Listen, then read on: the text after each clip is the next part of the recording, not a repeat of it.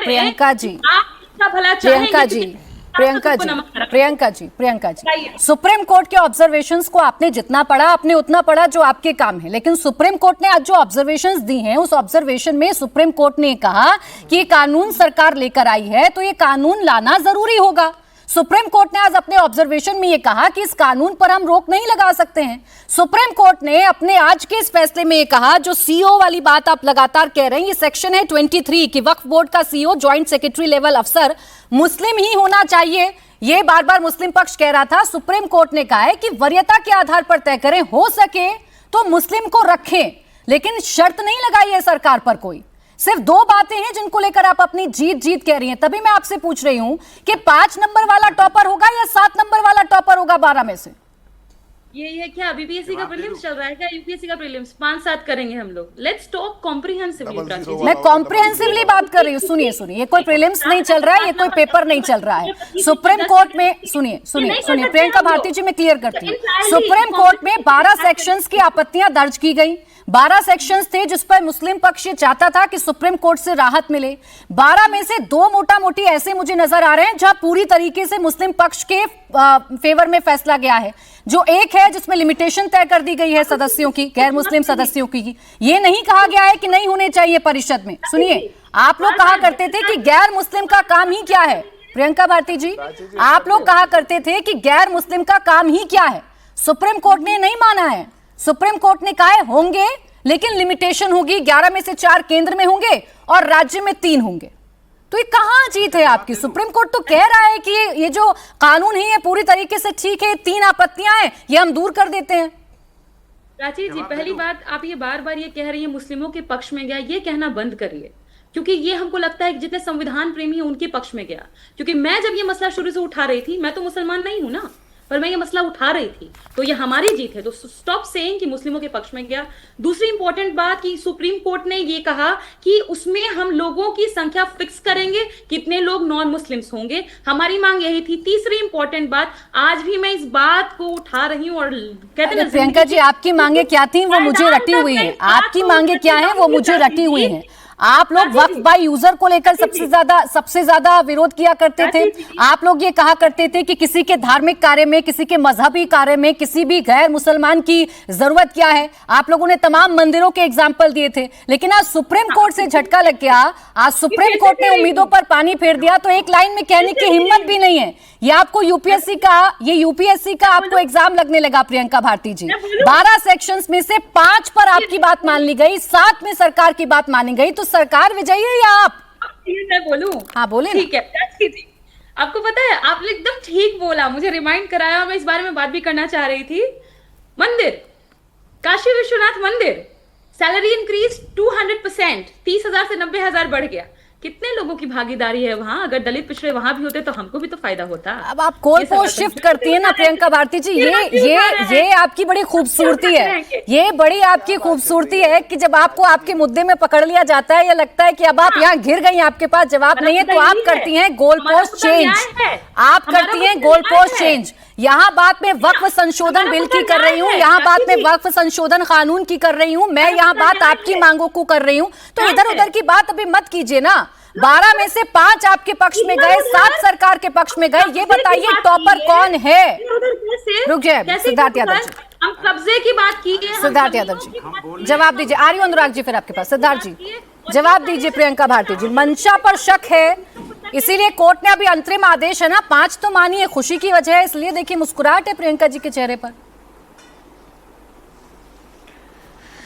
देखिए, मुझे लगता है कि प्राची जी, आपका दर्शकों का समय है वो कुछ उपयोगी होना चाहिए।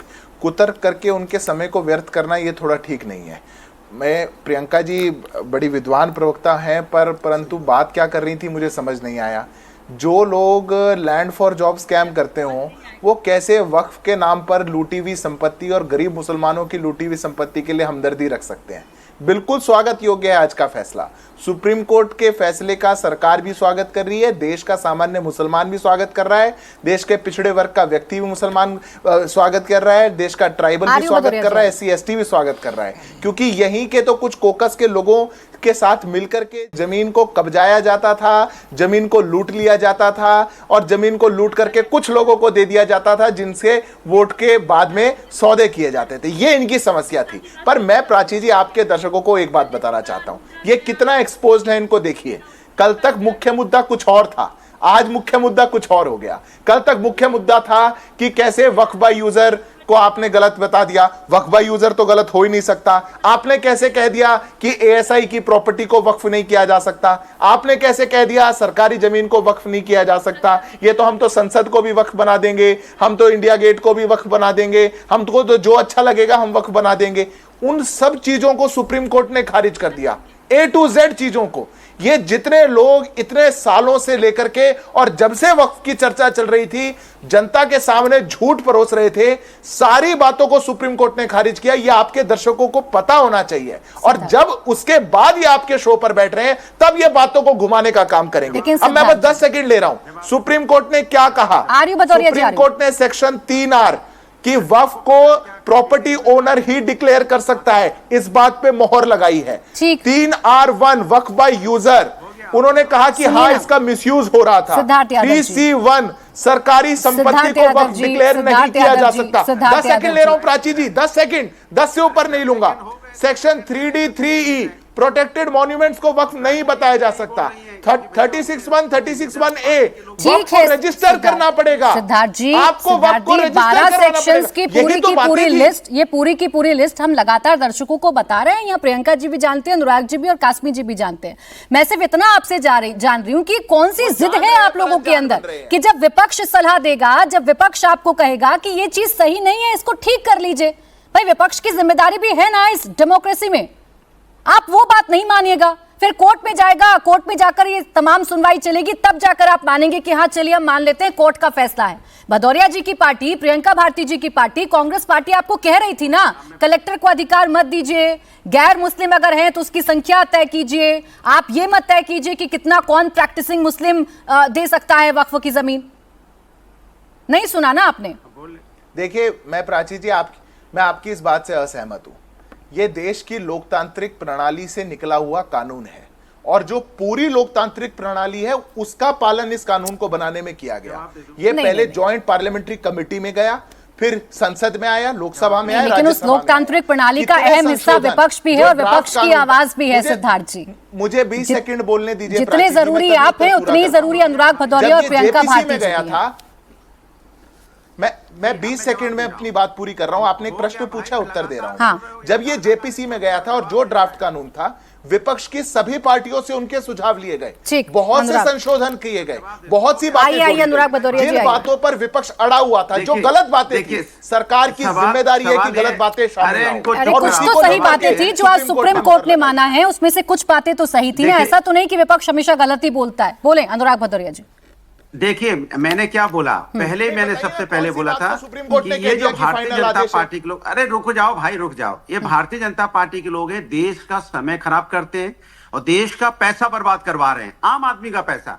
काला कानून इन्होंने बनाया था ना किसानों का, विपक्ष ने कहा था कि मेरी बात मान लो, ये गलत कानून है, ये सही नहीं होगा। आपने कानून पास किया, पार्लियामेंट में पैसे बर्बाद हुए, किसान धरने पे बैठे, न जाने कितनी किसानों की मौतें हुई, परिवार बर्बाद हुए। फिर आपने कानून वापस लिया, तो विपक्ष की बात मान लेते तो हमारे अपने हिंदुस्तानी बचते ना, उनकी मौतें नहीं होती ना। इसी तरह से जब वक्फ बोर्ड का बिल आप कानून लेके आए, हमने आपसे बोला कि इसमें परिवर्तन कर लीजिए, ये ठीक नहीं है, कुछ हमारे लोगों को इसमें तकलीफ होगी, लेकिन आपने सुना नहीं सुना, क्योंकि विपक्ष को आप सुनना नहीं चाहते, क्योंकि आप तानाशाही चलाते हो। आपको लगता है हमने जो कह दिया सही। लोकतंत्र में आपको विश्वास नहीं है, आपको प्रजातंत्र में विश्वास नहीं है, आपको विश्वास है कि हम जो कह दिया हट धर्मी है, आप हट मान लेते हैं, ये हम जो कह रहे हैं वही होगा, और कानून लेके आते हैं। बाद में आपको सुप्रीम कोर्ट जाना पड़ता है, सुप्रीम कोर्ट में लोगों को लड़ना पड़ता है, समय बर्बाद होता है, लोगों का पैसा बर्बाद होता है, फिर बाद में आपको तमाचा पड़ता है, फिर बिल्ला यहाँ पे बिलबिलाते हुए आ जाते हो टीवी डिबेट में, फिर चिल्लाने लगते हो। नहीं, अरे विपक्ष का सम्मान कीजिए, विपक्ष भी उन्हीं की बात करता है जिनकी बात आप कर रहे हो, और हम आपसे ज्यादा राष्ट्रभक्त लोग हैं, क्योंकि हम जनता के भले की बात करते हैं, जनता के मुद्दों की बात करते हैं, समाज को आगे ले जाने की बात करते हैं। आप भारतीय जनता पार्टी को आगे ले जाने की बात करते हो। फर्क हमारे आपके बीच में, क्योंकि आप हमारी बात मानने नहीं चाहते, और हमने 50 बार आपसे बोला है कि विपक्ष हमेशा जनता की बात करता है, लेकिन आपको समझ में नहीं आ रहा, पता नहीं क्यों, जमीन लूटने की बात आप मुझे समाओगे। अरे विपक्ष तो अतीक अहमद की बात करता है, विपक्ष तो मुख्तार अंसारी की बात करता है, विपक्ष तो कहता है कि जमीन को लूटने दे, किसानों को सरकार लूटने दे। किसानों की जमीनें अनुराग भदौरिया जी, अनुराग भदौरिया जी, अनुराग भदौरिया जी, अनुराग भदौरिया जी, अनुराग भदौरिया जी, अनुराग भदौरिया जी, आपके सुझाव आज जो कुछ सुप्रीम कोर्ट में मान लिए गए, जो आपत्ति थी जो कुछ सुप्रीम कोर्ट में मान ली गई, जहां तक मुझे याद है आप तो इस कानून ना हो ये बात आप कहा करते थे कि भाई ये कानून क्यों लाया जा रहा है, ये तो सरासर गलत है। आज तो सुप्रीम कोर्ट ने मुहर लगा दी ना कि कानून अगर सरकार लेकर आई है तो इसकी जरूरत होगी। अब मानिएगा कि नहीं मानिएगा?